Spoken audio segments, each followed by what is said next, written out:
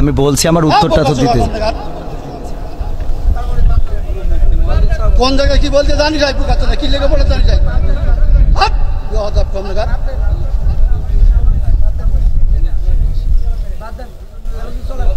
একদম বাস্ত করে দেবো সব একদম।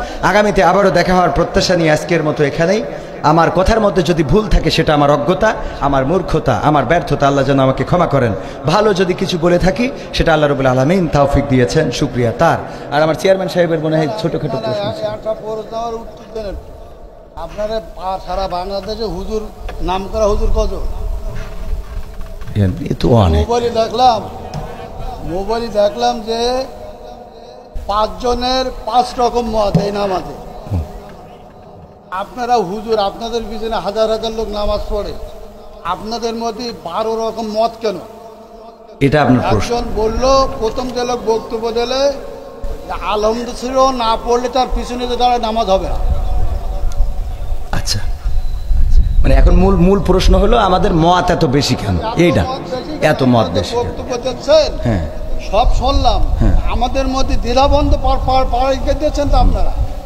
একজন বললো যে নামাজ হবে না, আচ্ছা আদৌ হবে না, আচ্ছা তিনি খুব নাম করা হতো, 5 জনের মধ্যে তিনি প্রথম। আচ্ছা, 2 জন বললো আদৌ নামাজ হবে না, পিছনে আরম্ভ সূরা যদি না বলে। আচ্ছা, তারপরে একজন বললো না আরম্ভ করে পড়া যাবে না, একজন যখন জোরে ইমাম পড়বে তখন পিছনে পড়ার কোনো যুক্তি নেই। আচ্ছা, 5 জনের 3 জন একমত, 2 জন একমত, আমরা কোন পথে যাব? এখানে বিষয়টা হলো ইখতিলাফ আলেমদের না বাবারে। আমার তো তাহলে এবার আমি একটু উত্তর দিই। সেটা হলো আমি তো অত বড় হুজুর এই বিষয়ে বড় হুজুর উত্তর দিক নাকি?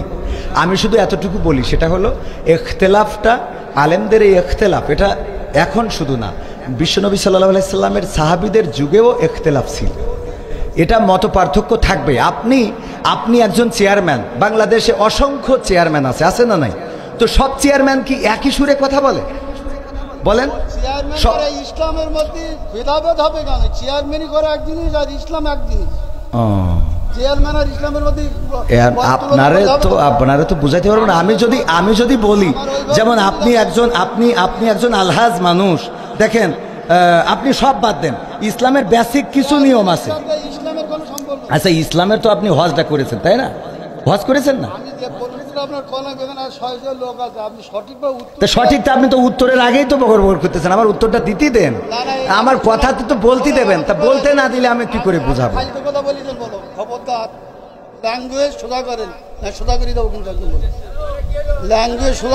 আমি বলছি আমার কথা তো বলতে দেবেন। ল্যাঙ্গুয়েজ সোজা করে দেবো কিন্তু একদম ভকর করতে যাবি, খাবার দেবো, একটা চোখ বাসটা করে দেবো কিন্তু একদম।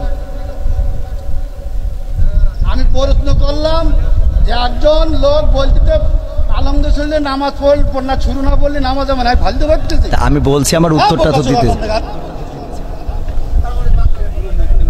কোন জায়গায় কি বলতে জানি যাই বুকাতে না কি লেগে বলে জানি যাই হাত বেয়াদব কমনগার